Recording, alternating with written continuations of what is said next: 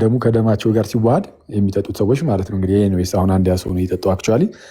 እና የመሐመድን ደም አንድ ሰው ጠጣ ነው የተባለው። ያው ኡስታዙ ስለተናገረ ፎር ግራንትድ እንውሰደው በቃ ይሄ የእስልምና ነገር ነው ብለን ማለት ነው። ለጊዜው አትሊስት ፎር ግራንትድ ወስደነዋል። ያው ኡስታዝ ስለሆነ የተናገረው ማለት ነው። እና አንድ ግለሰብ የመሐመድን ደም ጠጣ፣ ከዛ በኋላ የኔ ደም ከዛ ደም ጋር ከተዋሃደ ከዛ ሰው ጋር የተዋሃደለት ሰው የጀሃነም እሳት አይነቀውም። አይ እንግዲህ ማለት ይሄ በክርስትና የክርስቶስን ደም ያገኘ ሰው አዎ ከዚህ ሁሉ የሚያመልጥ ነው።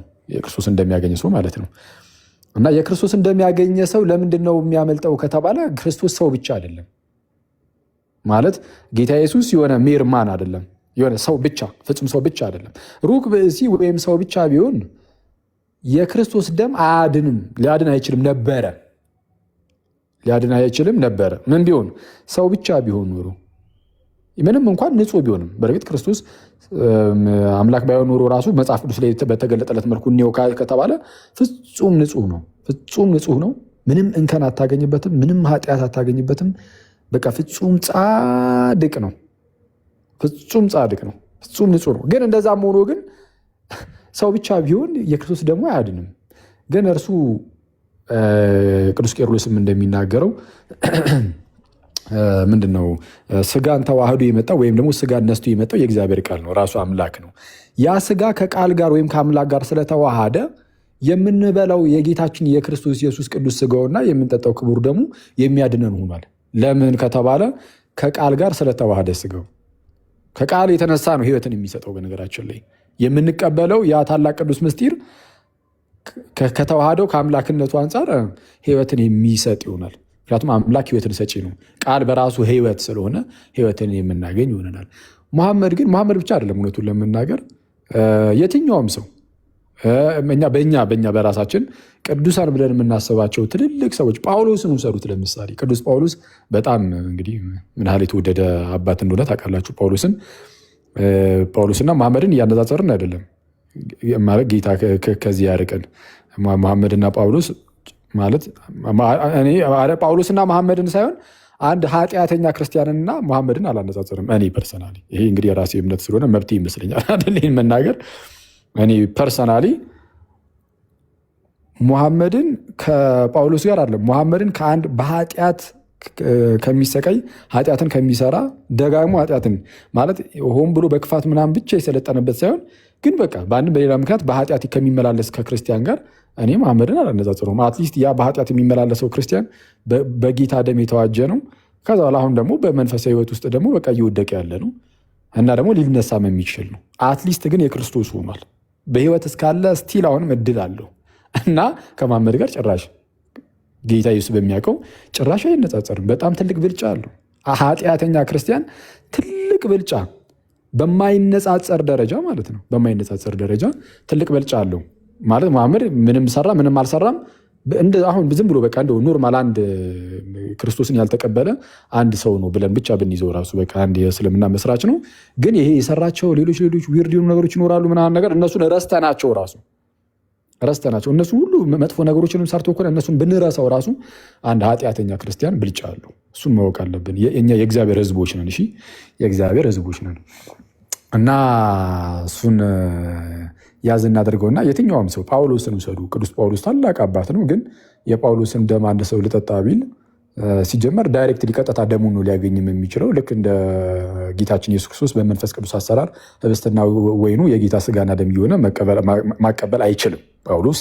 ምክንያቱም ጳውሎስ ሰው ብቻ ነው እና ቀጥታ ደሙን ልጠጣውን ብትልም እንግዲህ እዛው ምናልባት እንግዲህ ማለት የሆነ አንተ ላይ ህመም ከሆነብህ ስቃይ ከሆነብህ እንጂ ከሆነ ራሱ ማለት ነው እንጂ የጳውሎስ ደም አንተ ውስጥ ገብቶ የጳውሎስ ደም ከአንተ ጋር ስለተዋሃደ ትድናለህ የሚባል ነገር የለም፣ አይቻልም። ስለዚህ አሁን ይሄ ከዚህ የተነሳሁት ለምንድን ነው? ጳውሎስ እንኳን ቢሆን ዮሐንስ እንኳን ቢሆን ኦኬ እሺ ከፍጥረት ሁሉ እንደው እጅግ የምትለይብን ታላቋ ቅድስት እናታችን እመቤታችን ናት፣ ወላዲተ አምላክ ናት። የእመቤታችንን ደሟን ቀጥታ የእመቤታችንን ያልኩት ደሟን ብጠጣ ምንም ጭራሽ የእመቤታችን ደም አንተን ምንም ሊፈውስ አይችልም። ማለት የሚያድን አይደለም። የተዋህደው ሰው በቃ የገሃነመ እሳትን አያይም የሚያስብል ነገር አይኖርም። ስለዛ ኖርማል የሩቅ ብእሲ ደም አያድን። የሚያድነው የአምላክ ደም ነው፣ የእግዚአብሔር ደም ነው። ልክ ሐዋርያት ሥራ ላይ እንደተነገረው እግዚአብሔር በገዛ ደሙ የዋጃትን ቤተክርስቲያን የሌለ እግዚአብሔር በገዛ ደሙ ነው የሚለው። ስለዛ ጌታ እርሱ ስጋን ተዋህዶ መጥቷል። ስጋን ስለተዋህደ ደም አለው። ስለዛ እሱን ደግሞ በመስቀል ላይ ያለ ራሱ ምንድነው ቅዱስ ስጋውን ክቡር ደሙን ሰጠን። ከዛ በኋላ በህብስትና በወይን መልክ በመንፈስ ቅዱስ አሰራር ያንን በመስቀል ላይ የተሰጠንን የጌታን ስጋና ደም እንቀበላለን። ክርስትና ማይስትሪ ነው። ክርስትና አንዳንድ ሰው ምን መሰላችሁ እንዴ ምንድን ነው አሁን እንዲ የጌታን ስጋና ደም ምናምን ይሄ ምን እንዴት ያለ እንዲ የሚጨንቅ ንግግር ነው የሚሉ ሰዎች አሉ። ፍጹም አምላክ ፍጹም ሰው እንዴት ይሄማ ያስጨንቃል ይሏችኋል። ሥላሴ አንድ አምላክ ደግሞ መልሶ ሶስት አካል ኧረ የተወሳሰበ ነው ይሏችኋል። ኦኬ እሺ፣ እውነቱን ለመናገር ቀላል ነው፣ እኛም አላለም። የክርስትና ነገሮች ቀላል አይደሉም። የክርስትና ነገር ለአእምሮ ምቹ የሆነ ለአእምሮ ቀላል የሆነ ማለት ለአእምሮ ቀላል የሆነ ነው ብለን አናቅም። ምክንያቱም በሰው የተፈበረከ አይደለም። በሰው የተፈበረከ ነገር ቢሆን ሃይማኖታችን ራሱ የተፈበረከው በሰው ስለሆነ ለሰዎች ቀላል ይሆናል። ምክንያቱም የተመሰረተው በሰው ከሆነ አስቡት፣ የተመሰረተው ራሱ በሰው ከሆነ ልክ እንደኛው ባለ አይነት ሰው ከሆነ ያንን ነገር በቀላሉ ሲንክ ያደርግልሃል። ቀላሉ ኦኬ። ለምሳሌ ፍቅር ሲዝም ተነሳና አንድ አምላክ አለ በቃ ምናምን አንድ አካል ያለው ምናምን ብሎ አስተማረ። አይተዋል ማለት ፍቅር ሲዝም ይመቸው ቀለል አድርጎ የሆነ አምላክን አስተዋወቀን። አሁን ይህን ለመቀበል ይከብዳል ማለት ለራስ ማለት ነው። ይሄ እንደ ሰውኛ የሆነ ዝም ብሎ የተጀመረ ነገር በቀላሉ እንትን ይላል። በጣም የሚያስገርመው ግን ይሄ ሥላሴ ወይም የክርስትናውን ነገር ምናምን ነገር ስታየው በቃ አመጣጡ የመጣው ራሱ ከሰው አይደለም፣ ከራሱ ከእግዚአብሔር ነው። እግዚአብሔር ደግሞ ከእኛ በላይ ነው። ስለዛ እኛ በምንረዳው ልክ ለእኛ ይገልጥልናል። ስለዛ በተገለጠልን ልክ እንረዳለን፣ እናውቃለን። የተረዳኑን ያህል እንይዝና ለበለጠ ነገር ደግሞ ወደ እግዚአብሔር እየቀረብን ደግሞ ከፍ ከፍ እያለን እንሄዳለን። እና ይሄ ጌታችን ይሄኛው ምንድነው በህብስትና በወይን መልክ ቅዱሱን ስጋውን ክቡሩን ደግሞ በመንፈስ ቅዱስ አሰራር ለአማኞቹ የእርሱ ሕዝብ ልሆን ነው ለእኛ ያድለናል፣ እንካፈላለን ነው። የሙሐመድ ግን ያላችሁት ግን አይደለም። ይሄ ጳውሎስም ምናምን እንግዲህ ያስቡት። የጳውሎስ እንኳን የእመቤታችን እንኳን አይሆንም ብያለሁ። የሙሐመድ ግን ሙሐመድ ደግሞ ጭራሽ የክርስቶስ ደምም አልነካውም። የጌታ ደም እንኳን ያልነካው ሰው ነው አይደለ? እንግዲህ እስከምናውቀው ጭራሽ በጌታችን በክርስቶስ ኢየሱስም ያላመነ ሰው ነው ከሆነ ገና የክርስቶስን ደምንም አላገኘም ይህ ሰው። ስለዛ ሙሐመድ ገና የክርስቶስ ደም የሚያስፈልገው እንጂ የእሱ ደም ሌላውን የሚያድን አይደለም። የእሱ ደም ሌላውን የሚያድን ሳይሆን እሱ የክርስቶስን ደም የሚናፍቅ አይነት ሰው ነው። እና ግን ያው አንፎርቹኔትሊ እንዳለመታደል ሆኖ የጌታን ደም ሳያገኝ አልፏል። እና ሊሆን አይመጣውም ነው። ግን በዛው እችን ላሳይና እኔ ለወርደ ስለሆነ ባይዘዌ ኮሜንት ላይ የምራቁን የምናምን የምትሉት አክታውን ምራቁን በመጠጣት የሚደረግ በረካ ምናምን ያ ቪዲዮ ተሰርቷል። እዚህ ጉባኤውን ስለማይመጥን ትችዋለሁ። ግን አንድ መንዙማ ላሰማችሁ። መሐመድ ሰው ብቻ ነው ለምትሉ አንድ መንዙማ ላሰማችሁ እና እኔ ልውረድ ይሄንን ላሰማችሁ። ከሱ ደም ጋር የተዋሃደበት የሆነ ሰው የጃሃንም ሰው ማለት ነው። ለፈራሁት ካዶት እንደኛም ሰው ነው አሉት ሲሉ አከለሉት። ለምን እንዲህ መውደድ አላወቁም እንዴ መድማቱን ለእኛ ሲል መሰለ ታጠቁን ጥርሱ መሸረፉን መግባቱንም ጉድጓድ ውደዳቸው ሳትለይሳ እንዲሆኑ ነገ ሸፋ አይደለም ሄዳ ለሳቸው ማጎብደድ ቢስሚላህ الرحمن الرحيم بسم الله الرحمن الرحيم اللهم صل على زين الوجود እንደፈራሁት ሰው ብቻ ነው አሉት። ኦኬ አላያችሁም እንዴ ለኛ ሲል ጥርሱ መሸረፉን ጉድጓድ መግባቱን ደሙ ማፍሰሱን እንዴት ሰው ብቻ ነው ትሉታላችሁ ነው መንዙማው በአጠቃላይ። ነው እንዴ አይቻማችሁ ይመቻችሁ የትም ሄድ ይሉ ትላለህ። እሺ ቤትሻ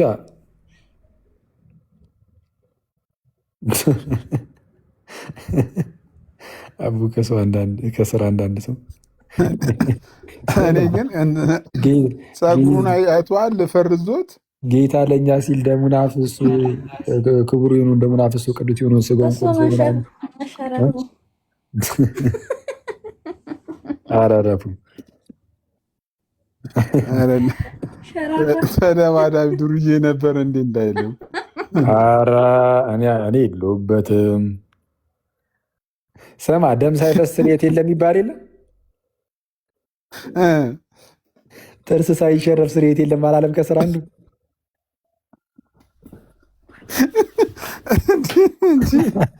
ከስር እኮ አንዱ አረረፍ እንደዚህ አትበሉ። እንትን ሊል ይችላል። ኦፌንሲቭ ነው አታድርጉ። እንደዚህ አይነት ቃላትን አትጠቀሙ። እረፉ።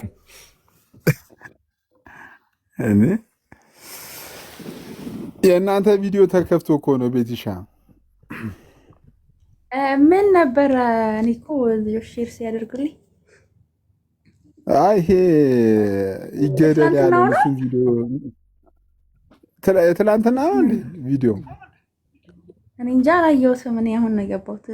የትኛው ቪዲዮ ተከፍቷል?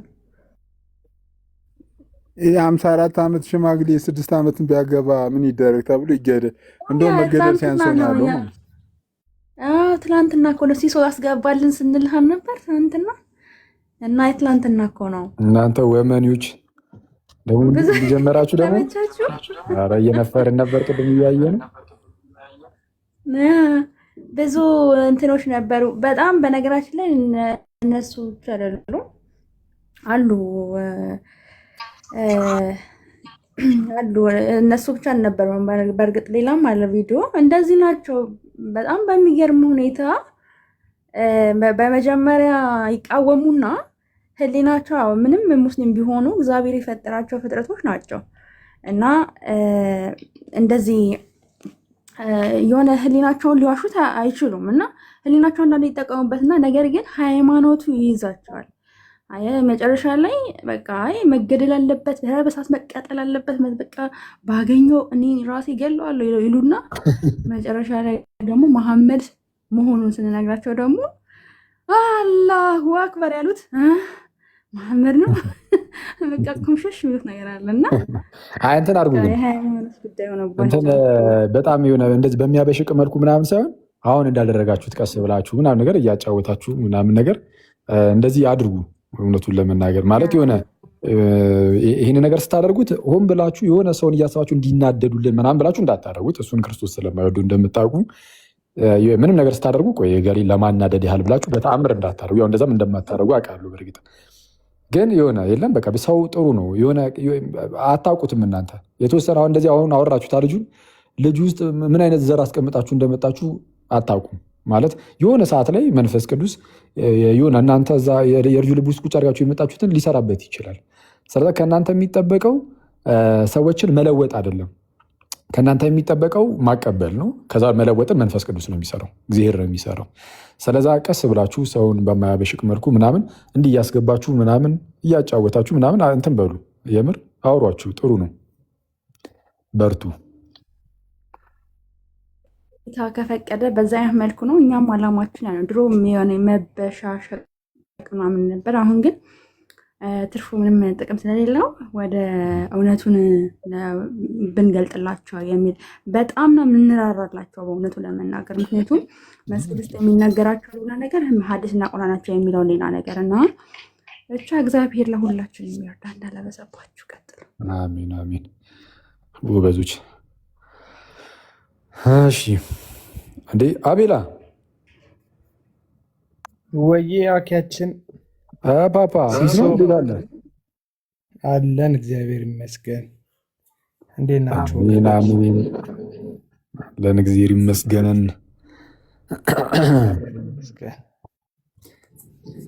ምን እዚህ እኮ አንዳንድ ርዕስ እያስያዙን። ኧረ ትናንት አሪፍ ላይ ነበራችሁ። ኧረ ጥሩን አንዳንዴ ተነካ አይደል? በቄስ ስብከት አይ ግን ብትሩን አሪፍ ነበረ።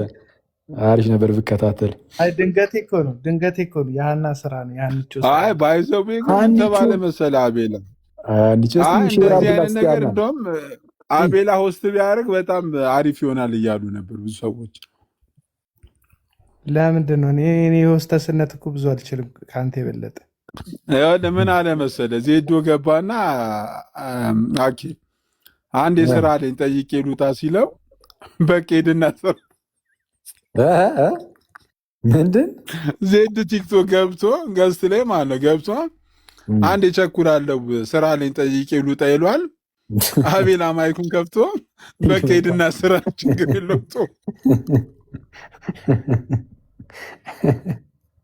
እኔ እኮ የቲክቶኩን እኮ ፖለቲካ ስለማልወደው ነው። ገባ እነዚህ ልጆች የራሳቸውን ቤተ እምነት ትምህርት ሲያስተምሩ በቃ መጽሐፋቸው ላይ ያለውን መረጃ ይዘው ነው ያሉት እና ገባ ምንም አዲስ የፈጠሩት ነገር የለምና አንዳንዱ የራሱን አፍ ታዋቂ ሰባኪ ነው ቄስ እንደምታውቀው በጣም ብዙ መድረኮች የሚያገለግል ትልቅ ሰባኪ ነው በፕሮቴስታንት እና መቶ ሲናገር እሱ አፍ ውስጥ የራስህን ሀሳብ ለመክተት መንተፋተፍ ትንሽ ይከብዳልና እኔ ዜዶ ይመቸኛል በግሌ ግን መቶ የፈጠነበት አፈጣጠን በጣም ነው የደበረኝ። ለዛ ነው ይደብራል ትንሽ አፈጣጠኑ። ገባ ሪስፔክት ያስፈልጋል። ይሄን ደግሞ ከኦርቶዶክሳውያን መማር አለብን። አይመጣውም እንዴ አንተ ሰዎችን እንትን እዚህ ሚዲያ ላይ የሌሉ መምህር ቄስ ምናምን ተብሎ መጥተው የቲክቶክ ፖለቲክስ ውስጥ ማካተትማ አይመጣውም። በጌታ ስም ትንሽ ይከብዳል። ደንግጠው ሁለተኛ ቲክቶክ እንዲህ ነው እንዴ ብሎ እንዳይመለሱ ነው የምታደርጋቸው። ይደብራል። ገባ